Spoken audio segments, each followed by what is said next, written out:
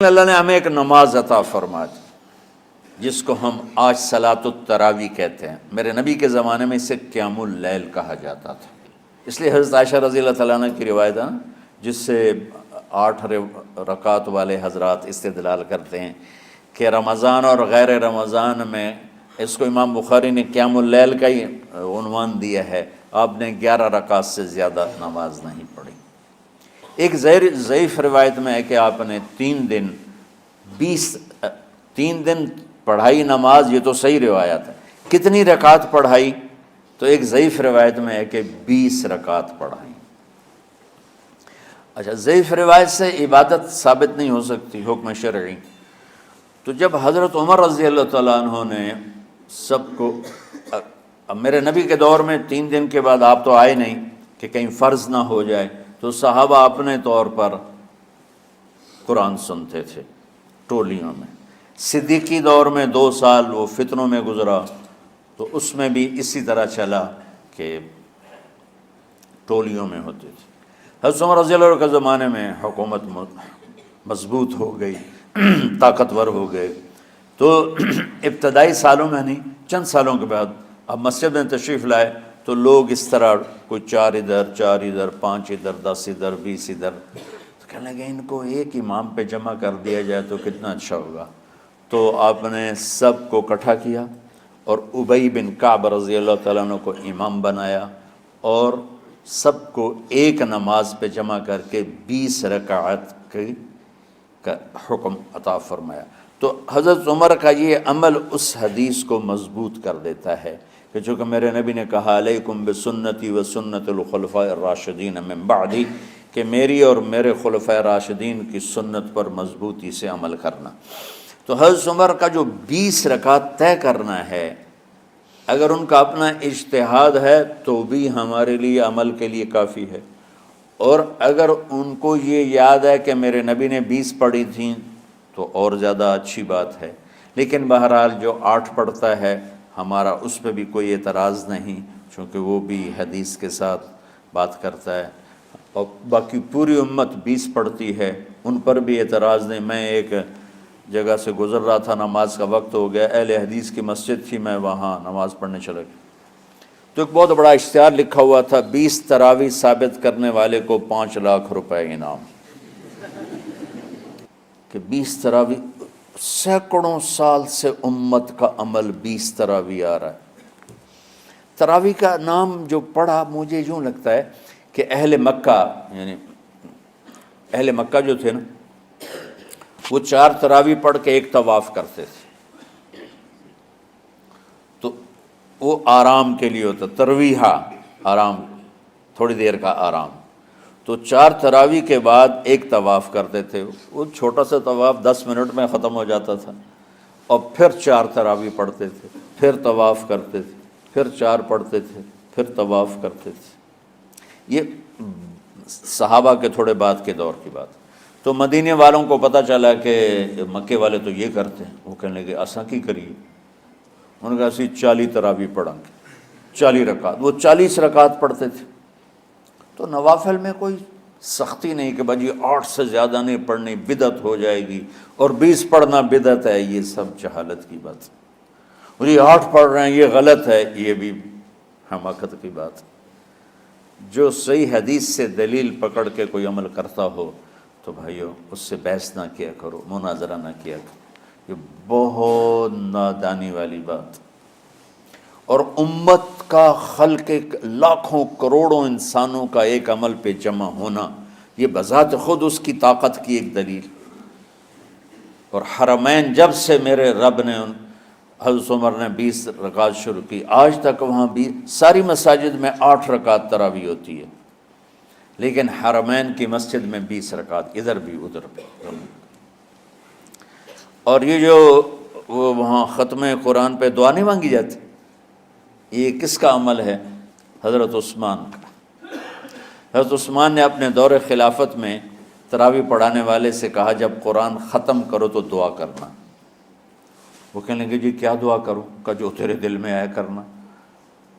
تو ختم قرآن کی رات تراویح کی آخری رکعت میں من الجنت والناس کے بعد دعا کے لیے ہاتھ اٹھانا، یہ حضرت عثمان رضی اللہ تعالیٰ عنہ نے اس کو زندہ فرمایا۔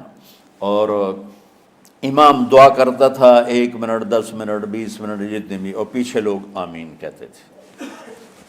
وطر کی جماعت نہیں ہوتی تھی، وطر کو باجماعت حضرت علی رضی اللہ تعالیٰ عنہ نے شروع کی کہ وطر کو بھی باجماعت پڑھا جائے، تو یہ ان کی سنت ہے کہ وطر کو باجماعت پڑھا گیا۔ تو اب یہ لہٰذا یہ سارے سنت جو کام ان خلفۂ راشدین سے ہوا وہ بھی سنت ہے۔ تو اللہ نے ہمیں ایک عبادت دے دی کہ میرا قرآن پڑھو اور سنو۔ پہلی امتوں کو تراویح کیوں نہیں تھی یا قیام اللیل کیوں نہیں تھا؟ کہ ان کو اپنی کتاب یاد ہی نہیں ہوتی تھی، وہ اپنی کتاب کے حافظ نہیں ہوتے تھے، وہ اپنی کتاب یاد ہی نہیں کر سکتے تھے، صرف نبی کو یاد ہوتی تھی۔ اللہ نے ہمارے لیے کتنا آسان کر دیا کہ 7 سال کے یہ چھوٹے چھوٹے بچے قرآن یاد کر رہے ہیں، 70 سال کا بوڑھا قرآن یاد کر رہا ہے۔ یہیں یہ مولوی یوسف صاحب کا ساتھی تھا، یا پتہ نہیں ان سے پہلے تھا، سلمان، مولوی سلمان، آج کل امریکہ میں ہوتے ہیں، ہماری ایک شاخ چلا رہے ہیں ماشاءاللہ۔ وہ شروع میں یہاں تھے، تو یہاں تراویح پڑھانے کے لیے ہمارے پاس حافظ کوئی نہیں تھا، وہ حافظ نہیں تھے، وہ صبح بیٹھ کے شام تک 1 سپارہ یاد کرتے اور رات عشاء کی نماز میں سنا دیتے۔ 30 دن میں قرآن یاد کر کے سنا دی۔ مطلب یہ سنی سنائی بات نہیں، ہمارے اسی حسنین، اسی ممبر اور محراب کی بات کہ یہیں اسی مسجد میں انہوں نے صبح سے مغرب تک یاد کرتے تھے اور پھر عشاء میں کھڑے ہو کے سنا دیتے تھے۔ پیچھے ہوتے تھے لقمہ کوئی دینے والا شاید، لیکن بہت خوبصورت پڑھ کے 1 دن میں یاد کر کے سنا دیا۔ اور ایک مجھے نام بھول گیا کہ 3 دن میں قرآن یاد کیا، 10 سپارے 1 دن میں یاد کیے، 10 دوسرے دن میں یاد کیے، 10 تیسرے دن میں یاد کیے۔ وَلَقَدْ يَسَّرْنَا الْقُرْآنَ لِلذِّكْرِ فَهَلْ مِن مُدَّكِرٍ۔ تو اللہ تعالیٰ نے اس کو نصیحت کے لیے بھی آسان کیا ہے اور یاد کرنے کے لیے بھی آسان کیا ہے۔ کوئی کتاب پہلے یاد نہیں ہوتی تھی کسی کو، ماشاءاللہ تم میں کتنے حفاظ بیٹھے ہیں اللہ کے فضل سے۔ تو اللہ نے ہمیں رات کی نماز عطا فرمائی، اور چونکہ یہ ایک مشقت ہے تو میرے نبی نے کہا یہ رات کی نماز کے ہر سجدے پر 1500 نیکی لکھی جاتی، 1500 نیکی لکھی جاتی۔ اور اللہ تعالیٰ ہر سجدے پر جنت میں ایک محل بناتا ہے جس کے 60,000 سونے چاندی کے دروازے ہوتے، اور ایک درخت اس کے لیے لگاتا ہے جس کے نیچے 100 سال گھوڑا دوڑ سکتا ہے۔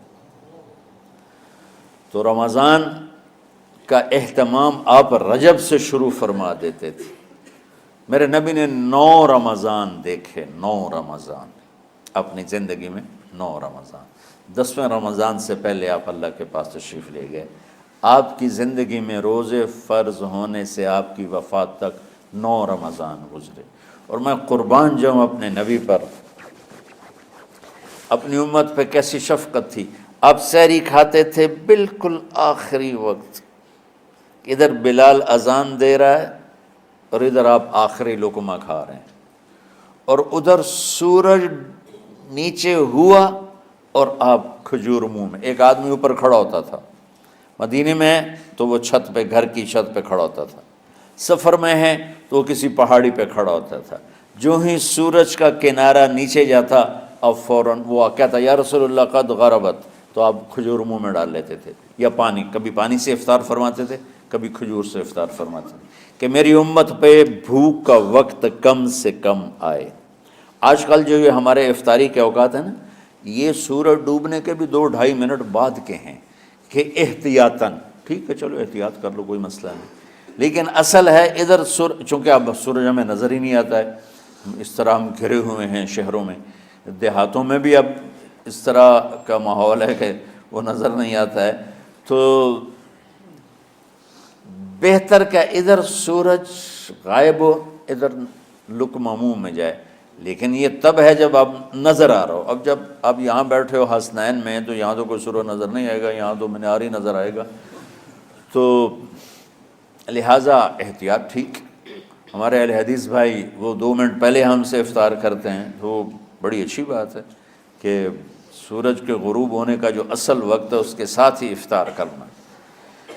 اور سحری میں ایک واقعہ سناتا ہوں، آپ سحری کھا رہے تھے، بکرے کی سری پکی ہوئی تھی، تو مولا علی رضی اللہ تعالیٰ عنہ اور عرباض بن ساریہ رضی اللہ تعالیٰ عنہ آپ کے ساتھ کھانا کھا رہے تھے، تو حضرت بلال ہے، یا رسول اللہ وقت ختم ہو گیا ہے، میں اذان دینے جا رہا ہوں، آپ برائے مہربانی کھانا پینا بند کریں، اور یہ کہہ کر چلے گئے۔